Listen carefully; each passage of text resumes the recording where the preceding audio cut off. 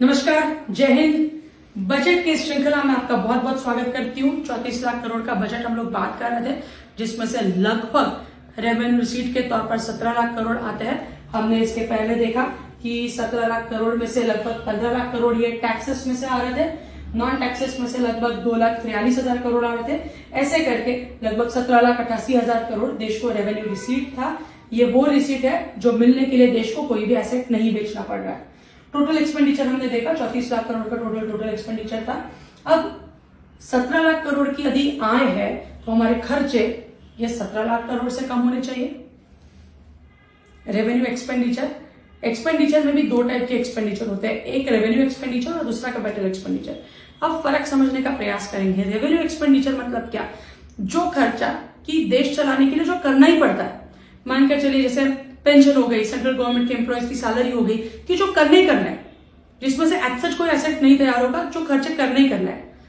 दूसरा capital expenditure, मान के चलिए रास्ते बनाए, ब्रिज बनाए। सो रास्ते या ब्रिज गांव के अंत तक या आखिरी के गांव में जब रास्ता पहुंचता है तो वहां पर स्कूल पहुंचती है, उस गांव से शहर तक फिर अनाज पहुंचता है, सब्जियां पहुंचती है। सो अर्थव्यवस्था को एक गति मिलती है और कहीं ना कहीं इनडायरेक्ट गवर्नमेंट के रेवेन्यूज बढ़ते हैं। सो कैपिटल एक्सपेंडिचर जब होता है इंफ्रास्ट्रक्चर बनाने के लिए, तो वो करने के बाद कहीं ना कहीं रेवेन्यू इनडायरेक्ट वे में गवर्नमेंट के बढ़ते हैं। सो जब कैपिटल एक्सपेंडिचर बढ़ता है तो रेवेन्यू रिसीट्स कहीं ना कहीं भविष्य में बढ़ते हैं। सो दो टाइप के एक्सपेंडिचर होते हैं, रेवेन्यू एक्सपेंडिचर और कैपिटल एक्सपेंडिचर। हम कैपिटल एक्सपेंडिचर में बाद में बात करेंगे, अभी हम बात कर रहे हैं रेवेन्यू एक्सपेंडिचर।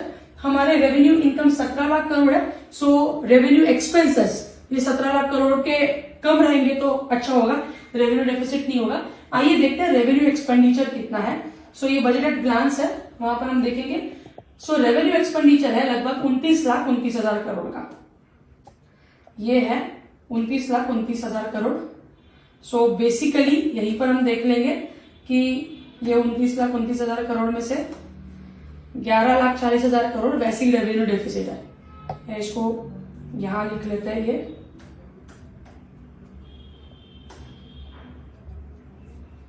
ये अपना वैसे ही रेवेन्यू डेफिसिट। अब ये 29 लाख करोड़ में कहां कहां पर खर्चा हो रहा है?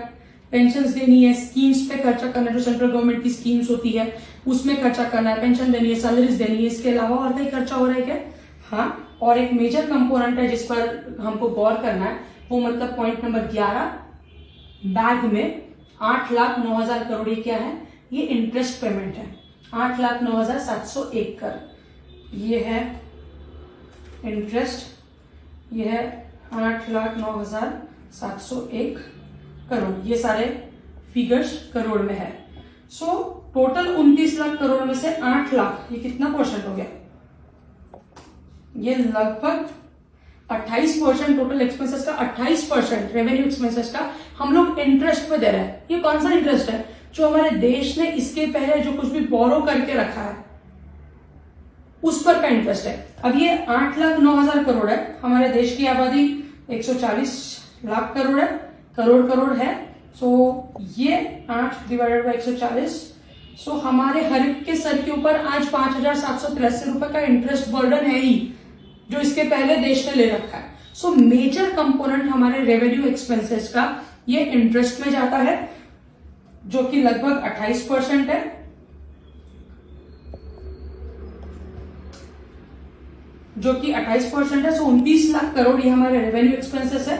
11 लाख करोड़ 17 लाख करोड़ हमारी आय है और 29 लाख करोड़ हमको खर्च करने ही करने हैं। सो 17 लाख करोड़ और 29 लाख करोड़ हमको खर्च करने ही करना है। सो वैसे ही 11 लाख करोड़ हमारे पास कम है, जिसको हम रेवेन्यू डेफिसिट कहेंगे। सो एक कि हमारा एक तो रेवेन्यू इनकम बढ़ना चाहिए, दूसरे हमारे रेवेन्यू एक्सपेंसेस कम होने चाहिए, तभी जाकर हमारा रेवेन्यू डेफिसिट कम होगा, जो कि गवर्नमेंट प्रयास कर रही है रेवेन्यू डेफिसिट कम करने का।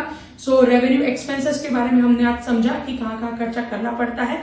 अगले वीडियो में हम लोग समझेंगे कैपिटल एक्सपेंडिचर और बजट से जुड़े अन्य विषयों पर। आप हमारी श्रृंखला में जुड़े रहिए। ऐसे ही अगर वीडियो पसंद आता है तो इसको शेयर जरूर करिएगा। बहुत बहुत धन्यवाद। जय हिंद।